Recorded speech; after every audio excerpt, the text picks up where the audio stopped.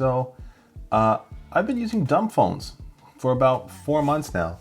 Honestly, because I sort of wanted to reset my brain. What I mean by that is typically before, using dumb phones and stuff, my brain would be heavily attached to my smartphone. My life, my attention, my eyeballs, everything seemed to go through my smartphone, which I didn't really like. So I started using dumb phones and I really, really dig it. In truth, I've always sort of had a screen time issue when it comes down to using smartphones. Particularly, my brain would always just be seeking that dopamine hit we get while scrolling. Whenever I would be bored, my default would just be pick up my smartphone, and I didn't really like that anymore. Now the thing is, I know I'm not the only one, mainly because I've been talking about this a little bit sparingly between, my recent videos and how I choose to use a dumb phone, which I put in air quotes. I'll get to that, but I've been using that, and it seems a lot of older generations and younger generations and a lot of people are feeling the pull towards these dumber devices, and I think it's for a good reason, if I'm honest. There are even dedicated subreddits now where people can go to find particular dumb phones where they can see what's out there, what's available, and what suits their specific day-to-day needs. I don't know, between the constant ads we're being served on the regular and, only ever seeing the highlight reels of people who often post on social media, and the news where good news is never considered news, it just seems a little bit bleak at times. And really, you're only ever seeing one side of how life really is. Now, for me at least, what was, the catalyst for me to start moving over to dumb phones was I recently watched a movie called Perfect Days, where it's sort of unlike any movie I've ever watched. There's not particularly a plot, there's no antagonist, there's not really a protagonist. There's more so just a main character. It just follows the weekly schedule of this one guy who works in Japan, and he's a toilet cleaner. And as unglamorous as that sounds, this guy seemingly is incredibly happy with what he has, what his life is, doing the mundane tasks. For him, it's things like, the way the light goes through the trees. He has photography, tending to his plants, reading before bed. And I was thinking, honestly, the way this guy is living, as fictional as this movie is, a lot of what he's happy for are things that we could easily be happy with without, the pull of our smartphone and the way technology is nowadays. And again, it's kind of corny, but seeing how happy this fictional character was in the movie doing, the simplest things just sort of reminded me of times when I was younger, before smartphones and social media and stuff. And I'm realizing there's nothing stopping me from sort of trying to emulate what we had back then. Granted, you cannot change the world. The world is a completely different place, of course, and I've mentioned this in the past, but you're going to need some sort of technology to get through today's current age, and that's just the reality. But there are certain things that can help towards that. And for me, again, that's using dumb phones that aren't really dumb. And the one that I've been using as of recently has been this guy, which is the Mive Style 2 folder. Now, this is probably cheating in terms of calling it a dumb phone, which is why I kept air quoting that. But this device has full Android, actually. The reason being is because it gives me a lot of the smartphone conveniences that I might need in today's modern world, all while being shitty enough towards things like, social media and Instagram and all that stuff that I don't particularly want on my phone anymore. Now, I'm not that much of a pretentious asshole to pretend like I'm never going to hop on, an iPhone or a smartphone again, because I probably will. I even recently reviewed the iPhone 16e, which was a great device, absolutely flippin' incredible device. But I keep finding myself back onto devices like this. But yeah, again, the reason why this thing is special, because it gives you those modern day conveniences while still sort of being shitty enough. For myself, it comes down to having apps like daycare apps and baby monitor apps and two-factor authentication for my day job, banking apps, those sort of things I'm down for. Now, I'm absolutely addicted to my music applications. So of course, we got Apple Music and Spotify on here, but I'd leave all the other stuff out of it, the things that really truly pull my attention to this. Now, this sort of acts like a tool for my life versus, it consuming my life, if that makes any sense. Now, you could argue that you could just, dumb down your smartphone, which I have, and I do all the time. Even that iPhone 16e I reviewed recently was dumbed way the hell down. I delete all the apps and just, my front screen is just a couple words, which is just the basic tools that I would use on the day-to-day. But unlike a lot of people, I don't particularly have the willpower to keep my smartphones dumb. It's sort of like having chips or treats in the pantry at all times. Eventually, you're going to have a bite. You're going to have some of it. So for myself, I just, particularly when I really want to disconnect, I swap to devices like the Mive Style 2. Now, where something like this comes in is that it's a flip form factor, and it doesn't particularly promote the use of social media particularly. Again, it does get apps. You can get social media apps on here, but it's sort of clunky and awkward enough that you don't particularly do it. I don't know if that's just me. Still, because it's Android 14 Go, it is a bit of a lighter version of Android because this isn't as powerful as, you know, modern day Android phones. Despite being new, it just doesn't have all the power behind it to push all the latest and greatest apps, which is why it has Android 14 Go. Now, in terms of connectivity, this does give me 4G LTE, which is absolutely fantastic for, you know, if I'd want to hotspot anything. I'm one of those guys that likes to use a dumb phone, but I usually have an iPad with me wherever I go, particularly when I go to work or something.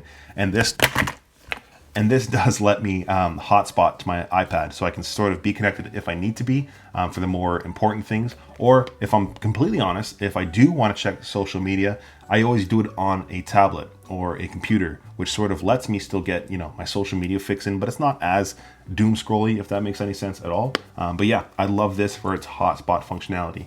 Now, if you were thinking about picking up a device like this, I will mention it's pretty hard to get. I had to get this off eBay, which came directly from Korea.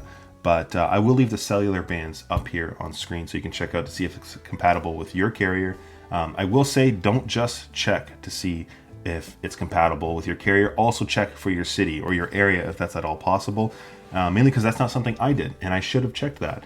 My cellular provider does in fact have the bands on this device. For some reason in my city, it doesn't cover all the bands that this device supports.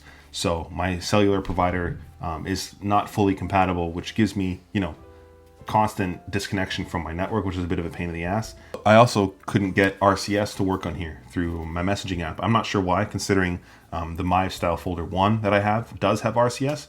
So yeah, just something to be mindful of. Make sure if you are picking up something like this, be sure to check the cellular bands and their compatibility in your city. Now, apart from that, coming down to, you know, the build and design of this thing, dumb phones do be dumb phoning, and I love the fact that this has a flip phone form factor, which definitely takes me back to like the 2000s.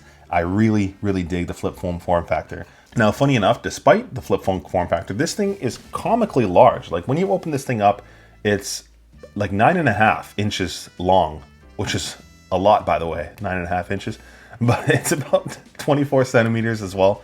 And it weighs about 195 grams. So for a flip phone, this thing's absolutely massive. And even compared to my iPhone 13 mini, like this thing's a chunky beast. It's thicker, it's wider, it's taller, especially when you open it. Now with that, because it's so cumbersome and large when you open it, it doesn't particularly promote, you know, social app usages. Of course, you could get by with that if you want to. But I still like the flip phone, especially when you're pissed off hanging up on somebody, is ever more satisfying. But yeah, this thing's built of plastic, but it's like a premium plastic, if that makes sense. It's super sturdy. The hinge is incredibly sturdy. So if you have small hands, you're probably going to have a hard time opening and closing this with one hand. So just be mindful of that. It is, again, comically large. There also is this, I don't know if I can see it there, there's this SOS button on the side here. I don't know if anybody knows how to remap that. I have no clue how to map that button, but if anybody has, you know, a recommendation on how to use this side button, because I disabled the SOS features, if there's a way to remap that, let me know in the comments, please. But beyond that, this has a front screen, which is good for, I'd say, just the time. It's not particularly compatible with apps, so if I have like music playing or something, it doesn't show up properly. It's all cut off and weird and wacky. So, you know, it's good for notifications and time, and that's about it. And I really dig that. That's fine for me all the same. And one of the things I really like is that this has a headphone jack. So lately I've been really into using my in-ear monitors for audio while plugged in. It's just one of those things. Everything sounds better while plugged in. And yeah, as much as I love my wireless, being plugged in is incredible, and it works well through the headphone jack in here. So no complaints. But yeah, overall, this thing's built incredibly well. I really dig the flip phone form factor, despite it being absolutely massive. The size sort of keeps me from just picking it up and using it nonstop. So yeah, I really do appreciate that. Now, one thing I've actually grown to love while using dumb phones is really leaning on my actual camera instead of using the smartphone. The camera on here actually is pretty excellent, if I'm honest. It's going to be bounds better than, you know, actual dumb phones and their VGA resolution cameras and stuff. The video on here is going to be more than passable. The camera on here is going to be, you know, great for a flip phone if you're comparing that to other flip phones. And if you need to use this as like a main snapper, you're pretty much good to go.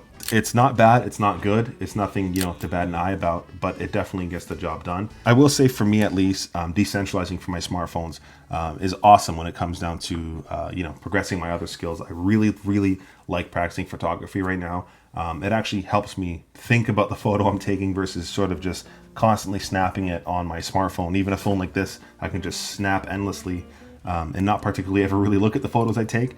But when I use my actual camera, it's more intentional, and I appreciate that. But again, if you do need a camera on here for video or photo, it's gonna get the job done. And like I mentioned, in terms of my addiction to music, there is a built-in speaker.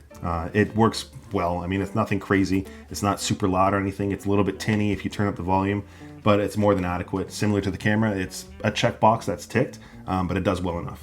Now, when it comes down to a phone like this, I want to talk about the battery, because this is a full-on smartphone. Of course, outside of, you know, the form factor looking dumb and all that, it is a full smartphone, and it does have a larger screen, meaning the battery isn't going to be the greatest. I'd call this, if you're using this typically more than you would a dumb phone, or with all the connectivities to your different accounts and stuff, I'd say this is a 1-day battery. Now, what I wasn't expecting is the battery saver option on this phone is miraculously excellent, because this becomes almost a 2-day battery for me specifically, even with my phone constantly seeking and searching for a network. Again, I had those network issues in my basement. It's constantly seeking for a network, and it still seems to be a 1.5 to 2 day battery with the battery saver option on. So something to be mindful of. If you're not using the battery saver option and you're just interested in using this like a normal flipping smartphone, it's a 1-day battery, as with any smartphone, honestly. But yeah, if you're more intentional with your smartphone or dumb phone usage, and you're not expecting to be on that thing nonstop, it's easy enough to stretch over 2 days, depending on who you are. Now, as for the things I love about the Mive Style 2, is the fact that it's a flip phone. It's sort of like a novelty piece, always a conversation starter when I'm out and about. If any of my other fellow Canadians go to Tim Hortons and you're trying to collect your points, you flip this bad boy open, you flip this bad boy open to collect your points. People are like, yo, fuck's that, dude. So yeah, I really dig the flip phone form factor. Plus, it sort of makes me want to use it less. I don't know why. I think it's just because it's always closed off to the side. I don't use it as much, and that's my exact goal. Now, because it is a smartphone, it balances all those modern conveniences that I mentioned. I absolutely love that. Again, it's not so powerful enough that using things like Instagram or TikTok, it performs very poorly on those applications. Even though this is the second iteration, it is more powerful than the Style 1, which I was using before this. So it is snappier on the day-to-day, but it's also still shitty enough that social apps don't work well. And so it works almost perfectly like a dumb phone, for me at least. And I really appreciate that, A, it's snappier where I need it to be, but still bad enough on the things I don't want it to be used for. As simple as it is too, the tiny screen on the front, I really dig for just checking the time. I just dig it. It's small, simple, easy, and I appreciate that. And again, this device as a whole just works as a tool for my life versus consuming my life. And I really do appreciate that. And again, as pretentious and as corny as it sounds, I really like being more present with whatever it is. Again, when I'm chilling with my kids, my family, my attention is all there. If I'm at work, I'm not randomly checking my phone for social media and stuff. I just appreciate that. Letting my mind get bored again is something that I wasn't expecting to like as much, because it sort of opens me up to do other things, which I'm going to touch on in like a minute or two. But the last thing that I love about this, but I also flippin' hate it, is the size. It is flippin', you guys like that? It's flippin' huge, dude. Like, honestly, it's practically a sword. And the size of it, I love it because it makes me want to use it less. But I hate it because it's so damn big. I mean, again, comparing it to my iPhone 13 mini, which is, you know, my go-to smartphone, or compared to my favorite device of all time for dumb phones, at least, is the Chin F21 Pro, I think it's called. This thing is flippin' tiny, like tiny. This is like 100 grams, and this is like 195 grams. So, I mean, I don't really like the size of this thing. And because of that, when I am holding it, you end up having some sort of weird hinge grip. You're gripping it at the hinge because you want to use the touch screen to, you know, do normal navigation stuff, but you also want to use the buttons on the bottom. Again, kind of wacky. So I don't really like that. And one of the things I really don't like about this, and it might be a personal deal breaker, and it's more of a carrier issue, is that my specific area doesn't have all the bands that matches this device. So you might have better luck. Because I don't have all the band, I need reliability at least. The main reason I have a phone in the first place is to get phone calls. And if I can't get phone calls, that might be a bit of a deal breaker. So I might go back to my Style 1. And again, it begs the question why my Mive Style 1 had 0 connectivity issues. I don't know if the bands are different by a little bit, but anyhow, maybe my unit's defective or something, but yeah, that's one thing I don't like. Now, in terms of alternatives, of course, to this device, there's the Mive Style 1, which is just the predecessor. It's practically the same phone. It's ever so slightly smaller, weighs a little bit less, and it's slower. That's pretty much it. Apart from, you know, you don't have the small tiny screen on the front. It's pretty much the same phone. Again, I might have to go back to that for the cellular connectivity, but yeah, that is probably the first alternative you want to check out. I will say that's probably more readily available. These ones, apparently you have to be a Korean citizen to buy, so I don't even know how the people on eBay are selling this in the first place, but anyhow, the Style 1 will be more available. Another option is going to be this guy. This is the Vortex V30, which takes us back to the Motorola V30 days from the 2000s. Or was it the 90s? I think it was the 2000s. This thing is insanely small by comparison. It doesn't have a touchscreen. This thing is a pain in the ass to use. This is really this is going to be closer to a real dumb phone experience than a smartphone, despite this thing still having Android. This thing is a pain in the ass to use, but it does the job. I might talk about this one in another video. Of course, another option, if you're okay to go away from the flip phones, there's my personal favorite, which is the Chin F21 Pro. Again, this has full Android on it, has all the same apps like I mentioned. I'd say it's equally snappy, if not snappier, than the Mive Style 2. And this is just a good old candy bar Nokia form factor. I really dig this one. And yeah, this is my personal favorite. Then of course there's everyone's easy to get, which is probably the phone you already have. Again, I like the iPhone 13 mini because A, it's smaller, and it's an older phone. It's not going to be as powerful, and you can just dumb it down. So the best phone you could have to dumb down if you want to try from the get-go is the one you already have. So you could always give that a try. This is my faithful when I'm traveling, if ever I just hop back on my iPhone. Okay, so I'm editing this video right now, and I actually totally forgot to mention probably the most popular smart dumb phone, the Cat S22. This is easily a good option because it's going to be pretty much as snappy as the Mive Style 2. It's a lot older still, and they did a good job with it. It's probably the MinimalisTech, your Google Assistant here. There's a lot I can help with. Okay, shut that. But yeah, this one is definitely a great option if you're looking for like a Android flip phone as well. This one's just thicker, fatter, older, but still snappy as hell and works very well in North America. Now, it all seems, again, sort of pretentious to use, you know, dumb phones in 2025. Why the hell do you need a dumb phone or a flip phone? But so many people I know feel the same as me, often a slave to social media, constantly being online, never truly disconnecting. It's tiring at times, if I'm completely honest, dude. Like, it just is. Our eyes and attention are constantly being sold, and honestly, it's just sort of nice to disconnect a little bit more, as ironic as it is, again, for this to be on YouTube of all places. But yeah, using a dumb phone overall just makes me feel a hell of a lot better. With that, I have personally been using dumb phones for about, I don't know, 4 months, maybe 4.5 months at this point.